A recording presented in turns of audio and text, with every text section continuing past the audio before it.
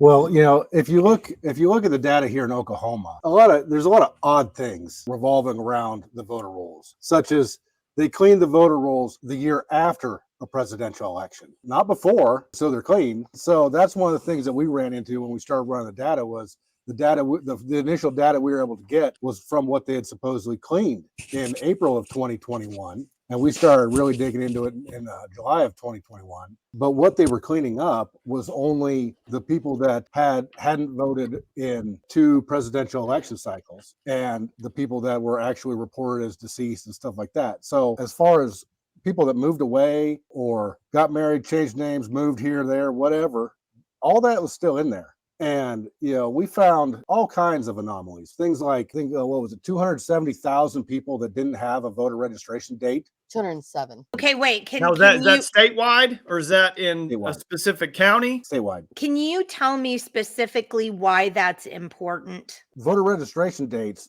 we have cutoffs before elections. And, you have to be registered by this date in order to vote.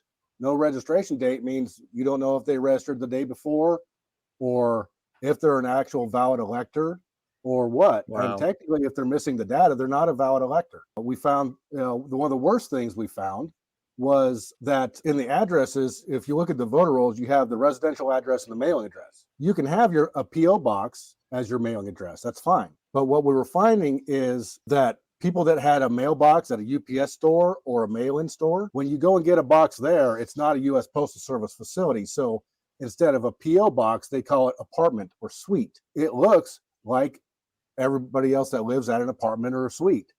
And we found hundreds of people that were registered with that box at that UPS store as their home address. The same box? It might not necessarily be the same box number, but they were using basically a PO box as their residential address. So no one knew where they really lived. Like with the dark money, when all the PACs make their mailing address a UPS store or Staples. There you go. Ding, ding, ding. I've been saying for months, Jenny and us need to talk because I think there's a correlation.